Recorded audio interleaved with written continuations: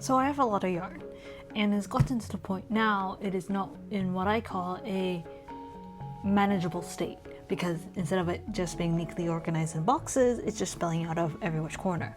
So I want to start organizing it so that way I can actually do more of the projects I want and actually find the yarn that I need. In order to do that, first I need to organize it. I'm using Ravelry to keep track of the entire stash, and as you're watching me input it into it, I wanted to talk about a couple of my goals and why I'm starting to even log this process in the first place. So I've been collecting in yarn, well, I should say this.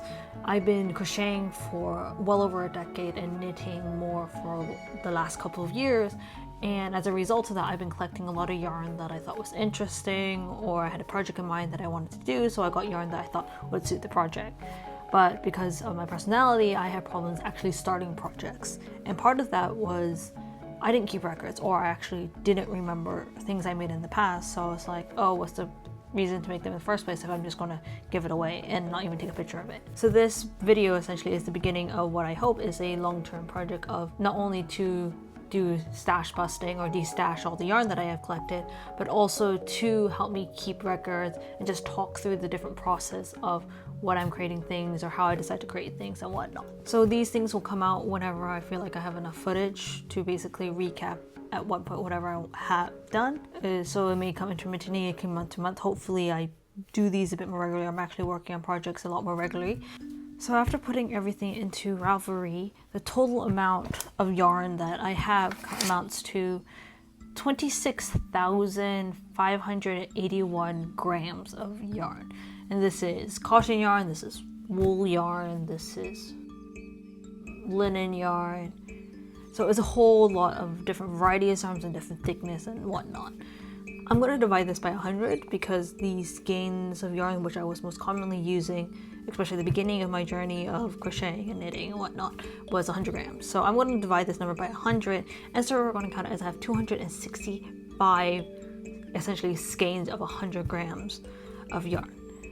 Now, ideally, at the end of this, I can keep it all into one box, so that's going to take some time. Now, I don't have a lot of works in progress currently, or I'm still deciding on other projects I want to do. I tend to be very, what I say, loosey-goosey about it, so I may have a yarn that I bought for one reason, but for various reasons I no longer am interested in that project, so then I'll use that yarn for something else. I also like to kind of test myself by using yarns in a different color palette that I normally wouldn't do, or just in a different way, or just figure out ways how I can use the yarn most effectively that I possibly can. A good example of this is this one, this little Triceratops. I don't hear you go. Yeah. Sorry about the angle of the camera, but I created this with a lot of Christmasly colored yarn I had left over, and this sparkly yarn right here was scraps from other projects from ages past that I didn't know what to do, and it just made a good pairing, so I decided to make a Triceratops that was multicolored. I will say any patterns that I use or I mention, I'll try to link it below, and I'll try to put the name of the designer on the top of the screen whenever I can do so, or when I remember, so please forgive me if I forget. So this is one of the examples of kind of me trying to stash bush some of the carton yarn that I have. Then I also have this balloon dog made from the same yarn, which I found very interesting because the color was on one side and then the white was another, so you can see it's more colorful on this side than the other. So I want to see what type of projects I can make sometimes with the yarn I have, and other times I just want to create something because I want to create it. And this time around, I think I also want to start delving more into garment creation. I primarily work with Emma McGurry, as you can see, but I want to try new things and I want to experiment more, so that's why I want to do a lot more knitting, learn how to actually read charts and whatnot, and maybe eventually get into designing.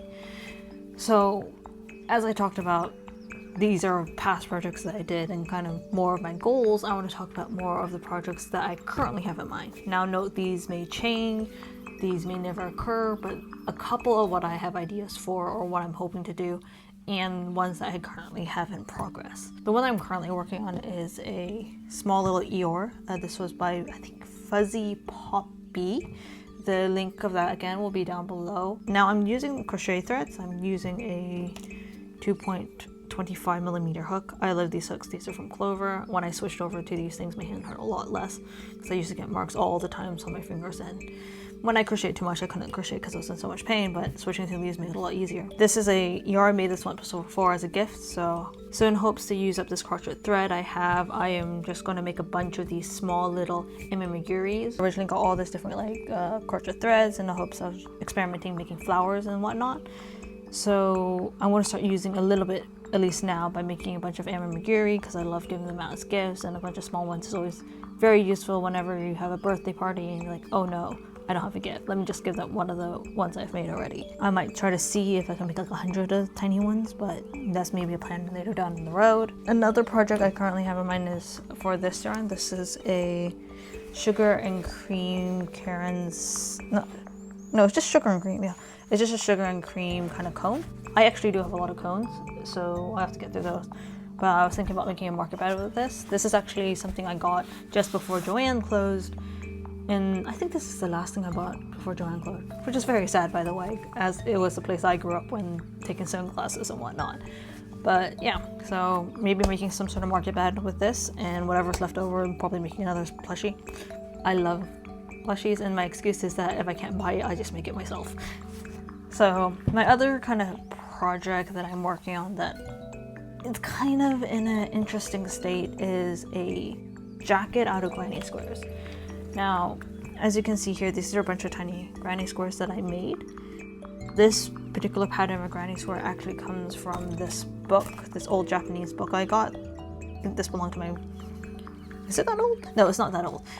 But there's a lot of fabulous Japanese pattern books, and this is one of them. Specifically, I'm using the granny square pattern from...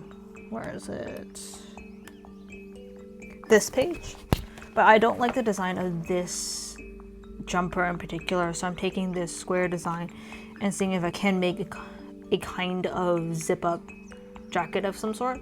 But this is the first time I'm really experimenting with creating my own crochet article clothing from scratch. So I'm currently only making these granny squares first to see actually how many I can get out with this, because I'm not using a specifically bought yarn. If anything, this specifically is a yarn that I made myself. So you can buy basically thread, which sometimes is more commonly used for weaving. It's very, very thin. There you go, there. So this is basically me winding up a bunch of very large cones of yarn together in order to make this very soft, essentially my own yarn from these threads. This is the first time I'm doing it, so I'm experimenting with thickness and weight. The cones of yarn kind of look like this. It's very, very thin, as you can see.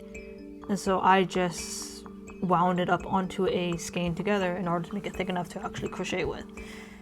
This, I think in particular, is like silk with llama, with merino wool, with I don't know what else is in this particular one, because it was at least 3 different kinds of yarns together. But that's the yarn I'm currently using for this project. So yeah, this is kind of the big project I have is this granny square jacket that I plan to make. Of course, this is highly pending because I don't have as much experience as I would like in garment construction or garment design. So we're going to see how that goes. Hopefully this will come out to something soon, because I've been kind of contemplating this idea for a couple of years, and this is as far as I got it. A bunch of little granny squares, which are all very soft, by the way. That's one thing I liked about kind of making my own yarn, is that you can change the thickness or adapt it to your different needs. Yeah, it's something to consider trying. I wouldn't do it if you're a beginner. I only did it because I know yarn enough to be able to estimate what size of thickness and just try different things. Those are the current projects that I have.